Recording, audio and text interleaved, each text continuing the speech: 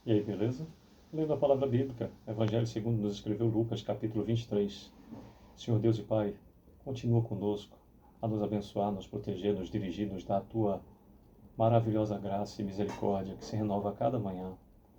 Eu e minha casa serviremos ao Senhor, nós somos de Deus Pai, somos de Deus Filho, somos de Deus Espírito Santo. Protege-nos, Senhor. Traz solução para nós. Nos protege de dentro para fora, de fora para dentro.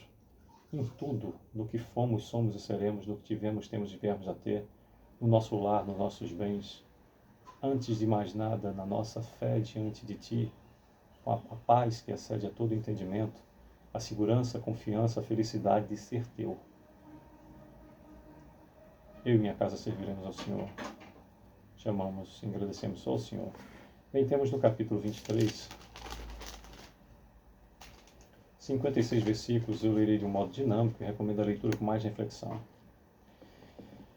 Levantando-se toda a assembleia, levaram Jesus a Pilatos e ali passaram a acusá-lo, dizendo: encontramos esse homem pervertendo a nossa nação, vedando pagar tributo a César e afirmando ser ele o Cristo, o rei. Então lhe perguntou Pilatos: és tu o rei dos judeus? Respondeu Jesus: tu o dizes. Disse Pilatos aos principais sacerdotes e às multidões: não vejo nesse homem crime algum. Insistiam, porém, cada vez mais, dizendo: ele alvoroça o povo, ensinando por toda a Judéia, desde a Galiléia, onde começou até aqui. Tendo Pilatos ouvido isso, perguntou se aquele homem era galileu. Ao saber que era da jurisdição de Herodes, estando este naqueles dias em Jerusalém, no remeteu. Herodes, vendo a Jesus, sobremaneira se alegrou, pois havia muito que queria vê-lo por ter ouvido falar a seu respeito, esperava também vê-lo fazer algum sinal, e de muitos modos o interrogava. Jesus, porém, nada lhe respondia. Os principais sacerdotes e os escribas ali presentes o acusavam com grande veemência. Mas Herodes, juntamente com os da sua guarda, tratou-o com desprezo e, escarnecendo dele, fê-lo vestir-se de um manto aparatoso e o devolveu a Pilatos. Naquele mesmo dia, Herodes e Pilatos se reconciliaram, pois antes viviam inimizados um com o outro. Então, reunindo Pilatos, os principais sacerdotes, as autoridades e o povo, disse-lhes: apresentaste-me este homem como agitador do povo, mas, tendo-o interrogado na vossa presença, nada verifiquei contra ele dos crimes de que o acusais. Nem tampouco Herodes, pois nolo tornou a enviar. É, pois, claro que nada contra ele se verificou digno de morte. Portanto, após castigá-lo, soltá-lo-ei. E era-lhe forçoso soltar-lhes um detento por ocasião da festa. Toda a multidão, porém, gritava: fora com este, solta-nos Barrabás. Barrabás estava no cárcere por causa de uma sedição na cidade e também por homicídio. Desejando Pilatos soltar a Jesus, insistiu ainda. Eles, porém, mais gritavam: crucifica-o, crucifica-o. Então, pela terceira vez, lhes perguntou: que mal fez este? De fato, nada achei contra ele para condená-lo à morte. Portanto, depois de o castigar, soltá-lo-ei. Mas eles instavam com grandes gritos, pedindo que fosse crucificado.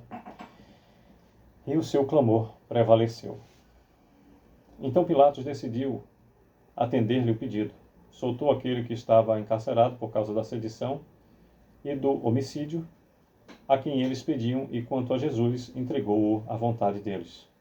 E como conduzissem, constrangendo um sirineu chamado Simão, que vinha do campo, puseram-lhe a cruz sobre os ombros para que o levasse após Jesus.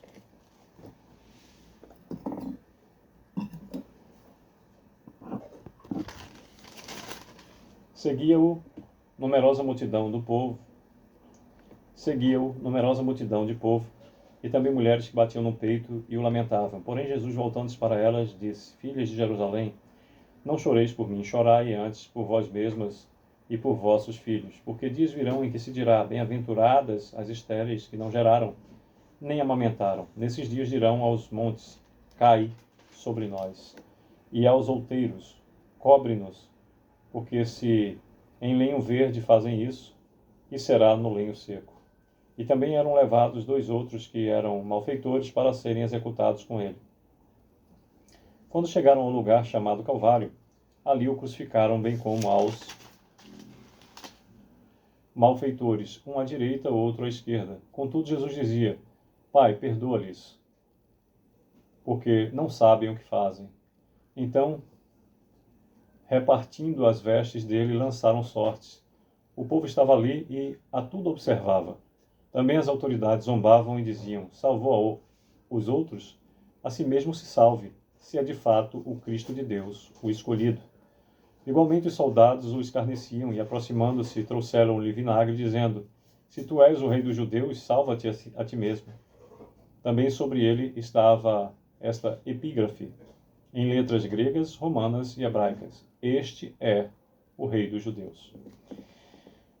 Um dos malfeitores crucificados blasfemava contra ele, dizendo: não és tu o Cristo? Salva-te a ti mesmo e a nós também. Respondendo-lhe, porém, o outro repreendeu-o, dizendo: nem ao menos temes a Deus, estando sob igual sentença? Nós, na verdade, com justiça, porque recebemos o castigo que os nossos atos merecem. Mas este nenhum mal fez. E acrescentou: Jesus, lembra-te de mim quando vieres no teu reino. Jesus lhe respondeu: em verdade te digo que hoje estarás comigo no paraíso.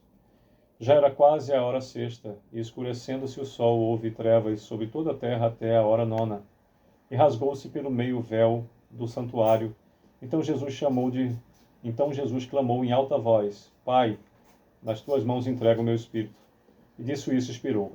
Vendo o centurião o que tinha acontecido, deu glória a Deus, dizendo: verdadeiramente, este homem era justo. E todas as multidões reunidas para este espetáculo, vendo o que havia acontecido, retiraram-se a lamentar, batendo nos peitos. Entretanto, todos os conhecidos de Jesus e as mulheres que o tinham seguido desde a Galiléia permaneceram a contemplar de longe estas coisas.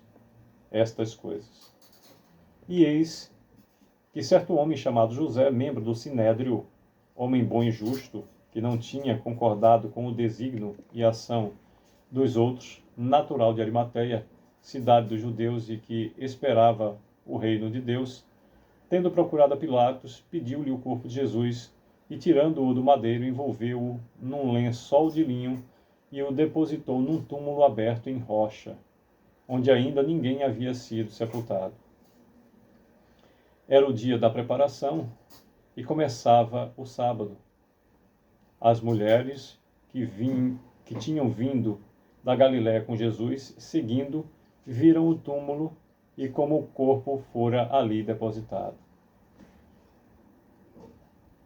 56º e último versículo do capítulo 23, o penúltimo capítulo de Lucas. A boa nova do Evangelho, conforme nos escreveu Lucas, nos diz: então se retiraram para preparar aromas e bálsamos. E no sábado descansaram, segundo o mandamento. Pois bem, por meio desses 56 versículos, nos fala o capítulo 23, que Jesus, acerca de Jesus perante Pilatos, do versículo 1 com ênfase até o 7º, Jesus perante Herodes, do versículo 8 com ênfase até o 12, Jesus outra vez perante Pilatos, do versículo 13 até o 25, Simão leva a cruz de Jesus, do versículo 26, Jesus rumo ao Calvário, do versículo 27 até o 32, nos fala sobre a crucificação, do versículo 33 até o versículo 38, os dois malfeitores, do versículo 39 ao 43, a morte de Jesus, do versículo 44 ao 49, o sepultamento de Jesus, do versículo 50 até o 56. Boa nova do Evangelho, um dos momentos mais difíceis da história da humanidade, onde condenaram o próprio Filho do Deus Altíssimo.